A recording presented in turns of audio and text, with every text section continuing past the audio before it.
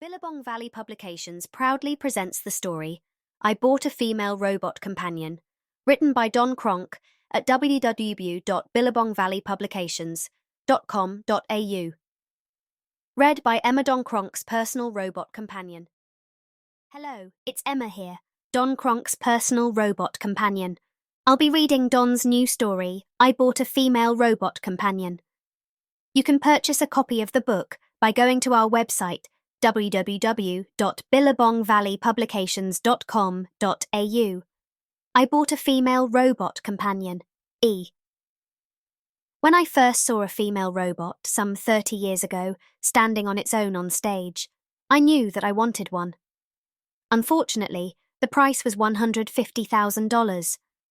That price was out of my financial league. I was a hungry jacks man working on a cleaner's income. That was in 1989. As the years rolled along, I caught glimpses of the latest models displayed on the internet. These were upgrades from the 1989 model. That robot could only move her head from left to right and speak words typed from a controller's keyboard. The price had fallen to $80,000. I knew better than to bring the subject up with my wife. She would have looked down at me over her brown-rimmed glasses with scornful eyes. A look that was seen all too often over our married life of 50 years.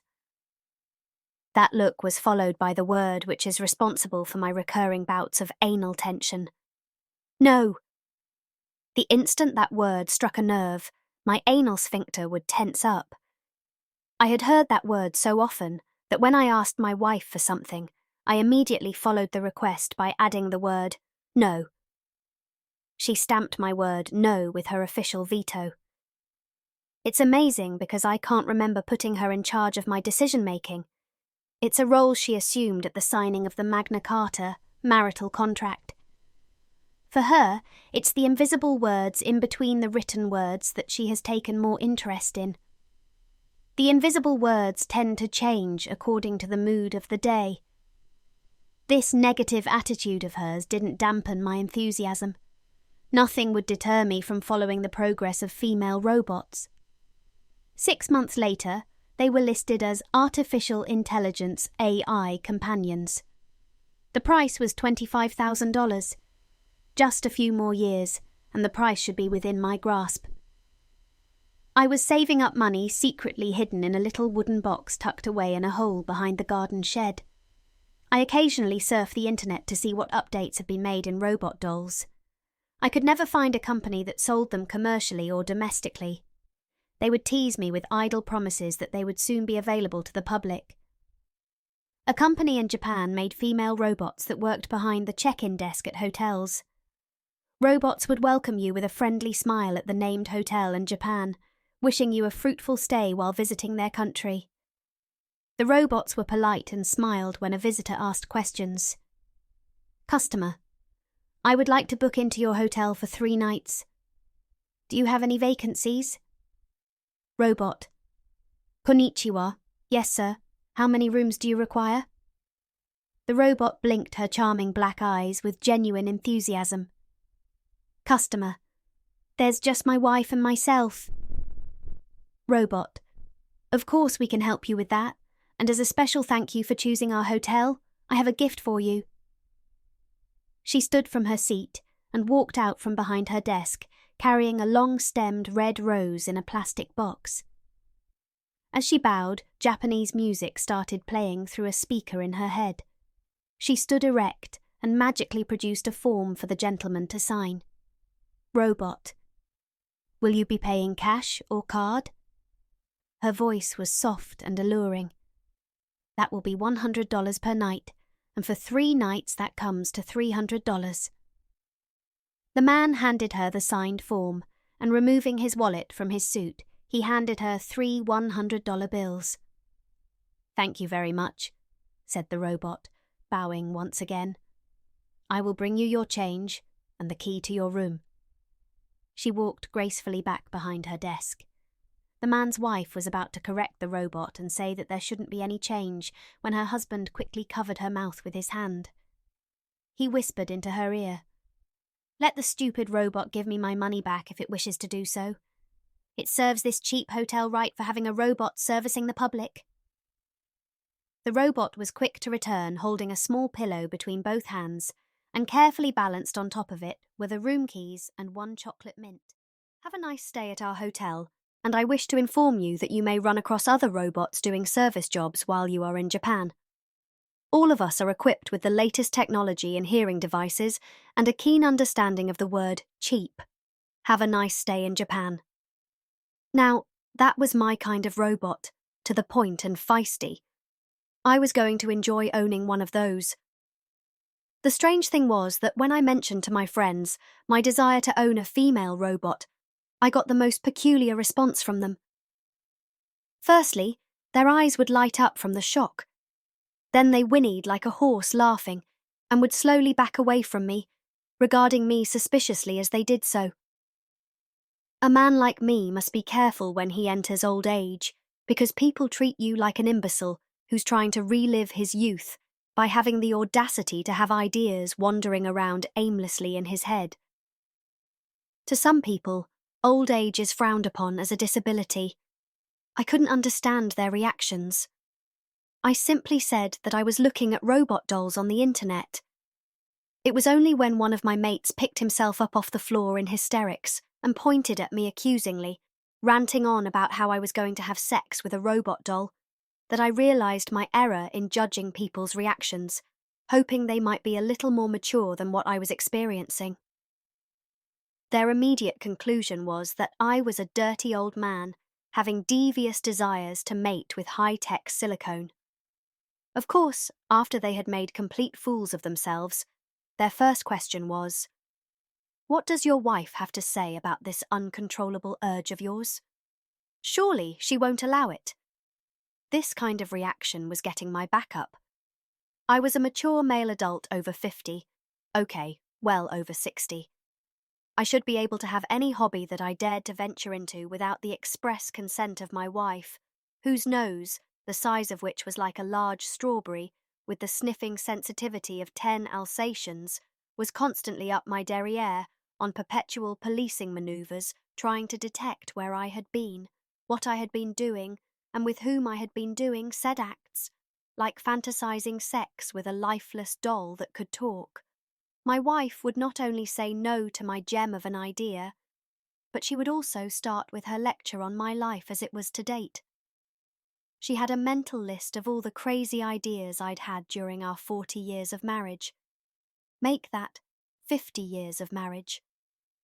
Time has a way of acting like Novocaine when one preambles down the matrimonial lane. Like the time I lost my driving licence for being over the drinking limit that the police had set for beginner drunk drivers. I could easily drive my car over their flimsy alcohol limit. The fact that I had decided to drive my car knowing that I was over their limit was bad enough, but when I hired a girl in her early 20s to drive me around until my 3-month suspension was over, it gave my wife fuel to burn through my already burgeoning bad idea file. She went around to this girl's house and accused her of having sex with her husband, me. When the girl came to work the next day, she told me about my wife's threatening tone, and all I could say was that I had no idea where she got such an idea. Why do people immediately assume I'm having sex left, right, and centre? It's bad enough that I'm forced to have sex with only one woman, my wife. She gets a bit irritating, with her sniffing me all over during our lovemaking, searching for evidence of her wayward husband's indiscretions. I seriously didn't fancy the girl. Finally, the day came when I came across a company called Robot Companion AI. They had phone numbers in Canada and Florida, USA. Their website was vague in revealing anything about the company. There were no reviews from past customers, and only a brief sample of the voice of one of the robot female dolls. There were 20 profiles to choose from. They all had 4 photos of each robot. I found one that I liked and clicked on it for more information. When the doll's photo opened, I was directed to the payment area. I didn't want to check out without more information, and of course, I wanted an idle saunter through my dream state of mind to satisfy myself that this robot was what I really wanted.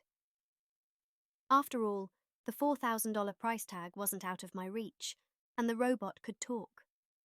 I cancelled the checkout and went to the Contact US section, sending an email asking for more of a demonstration. I'm quite proficient in my emailing in that I dot all my I's and cross all my T's before I press the send button. So you can imagine my surprise when I received a reply that did not greet me by my title Don and had very little in the way of dialogue. We have no more demos. I quickly sent another email asking if anyone could tell me about their experiences with the robot. We have people who buy robots but can't give you their names. Big secret. 5 minutes after receiving that email, another one flashed across my screen. First, you buy robot, pay money.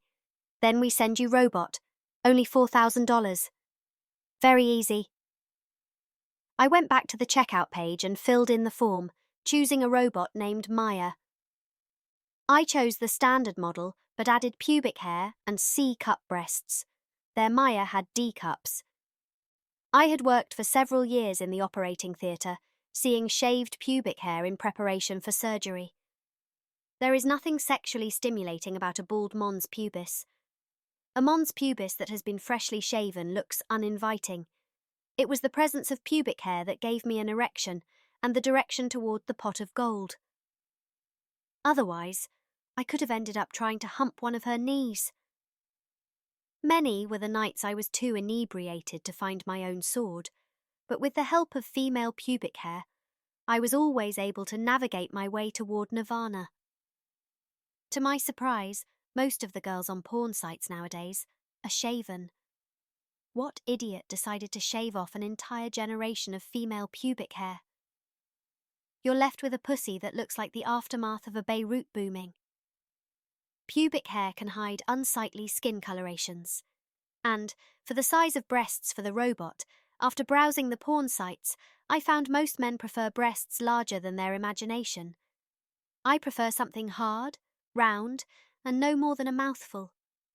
I left the form open on my laptop screen and went away to count my money.